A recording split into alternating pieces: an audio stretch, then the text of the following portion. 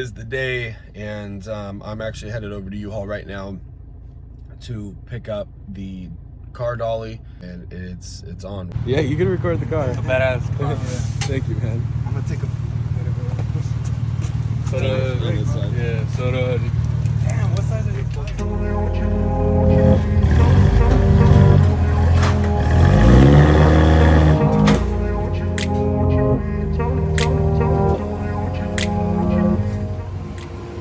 Alright guys, so here we go.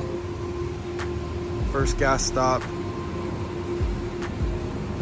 I got the rig all tied up.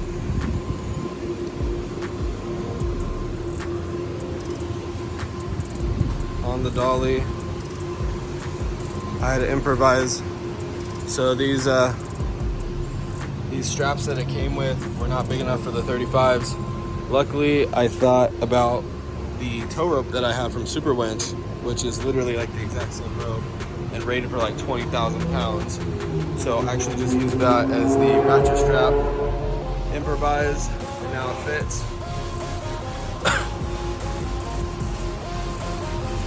Oh, she looks good.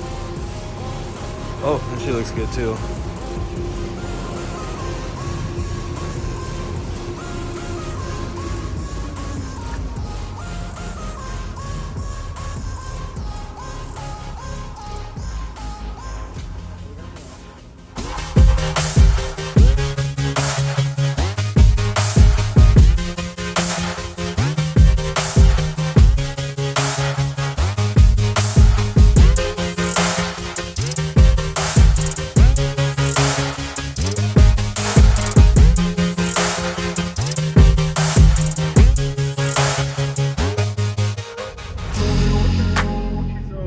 Left the gas station. That was my first stop. Cost me another $70 to fill up. So I used about a half a tank. I got 2 hours left. So I'll use another half a tank by the time I get there. I'm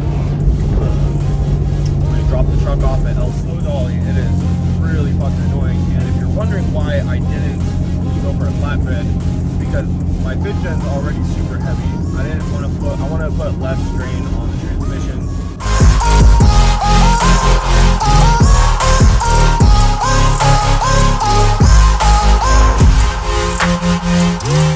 I'm going with LCE, and why I'm really doing what I'm doing, you know, this is a big milestone for the first gen, and this first gen is what started Mammoth 4runner. 8 years ago, I moved up to Mammoth Lakes from Orange County to get sober.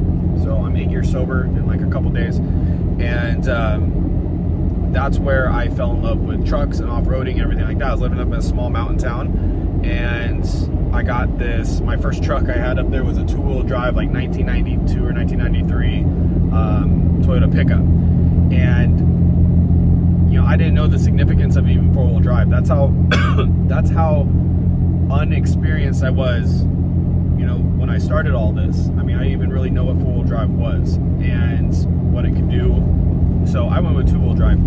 Well, you know, it was a big fucking mistake when winter came around, because, man, I learned how to put on chains real quick, and braking chains and you name it, I've done it. And but that's where my love for trucks started coming in. You know, I got through my first winter, and then I was like, okay, I need a four-wheel drive, you know.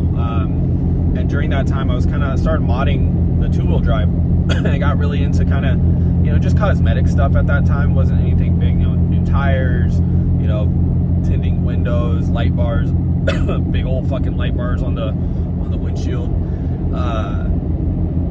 You know, that was my build, my first build, I guess, if you would want to call it that. But anyway, after winter, we're like, you know, I need a four-wheel drive, and my dad found this first gen, and we got it for $2,500. It was rattle can. Started having fun with the thing, you know. I got it out there. I finally learned what four-wheel drive was, and holy shit, like, talk about a difference, you know. Like, I was able to like go do some actual wheeling, and mind you know, back then my type of wheeling was like fire roads and just little shit. It wasn't even, you know, if I was at a little bit of an angle, I'm like, oh, okay, here we go, four-wheel drive. Man. It was great. That's how it all started. And the truck, you know, again, it was a beater, so I started just fixing it up and, you know, getting stuff here and there. I just went straight for the suspension first. I got a cheap rough country, like $1,200 lift kit on it, 4-inch kit. Big fucking 52-inch light bar above the, drilled into the body, everything. You know, I didn't, you know, just starting, and I made a lot of mistakes with it, but it was, looking back at it, was so much fun, not knowing anything and just learning YouTube, asking people, talking, and next thing you know, I'm working on the truck. The idler arm broke, so I learned how to replace that. You know, I wanted to replace the brakes and the rotors, so I wound up, I ended up learning how to take apart the hubs in order to get to the rotors, and I lined it black, and the Rhino liner turned out like shit, and it just didn't look right, looked even more ghetto. And I just remember telling everybody, you know, I really want a paint job for this thing, and it was really sweet. So I turned, I was like a year sober, and for my year birthday,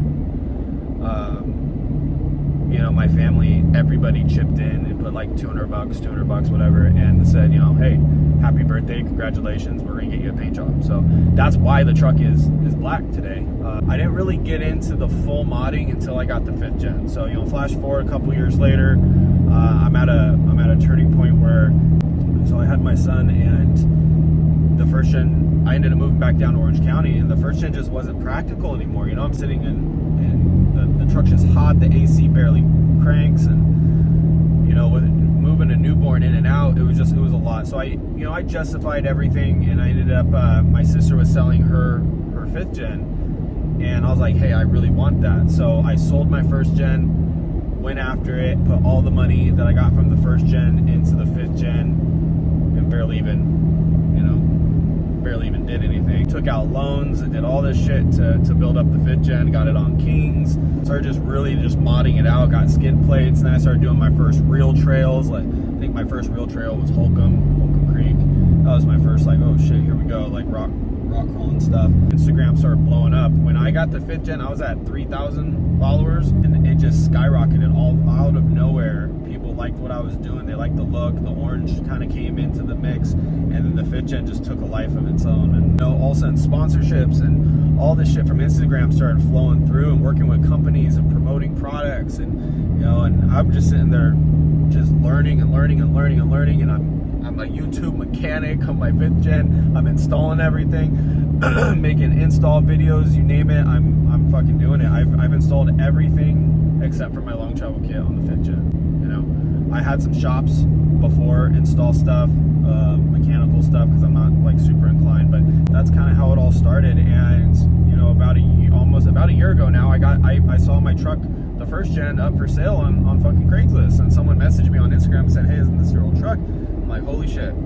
I bought back the 1st gen from the guy I sold it to, and this guy just left it sitting outside of his house rotting, and I really don't know why he bought it in the first place if you weren't going to use it, you know. Just let it sit. So half of the paint was half of the car was like oxidized, the paint was all fucked up, and everything was kind of rusted and cobwebs on it. And so when I got the 1st gen back, I just went into a full overhaul, you know, sanding down all the rust and repainting everything. I took everything out, replaced the shitty lights on there, buffed the shit out of the paint, tried to bring it back to life as best as I could. It did pretty good. And yeah, you know, and now here the 1st gen is, I've gone through this past year, and I've collected every single piece that I've been missing. It's not perfect, but I've got all the original parts now, all the same colors. I replaced the inner door panels, sound dampening in it, the chrome molding, and yeah, that brings me into this opportunity. You know, I'm at Toyota Fest, and LC Engineering walks by. They love my truck. They've heard of me.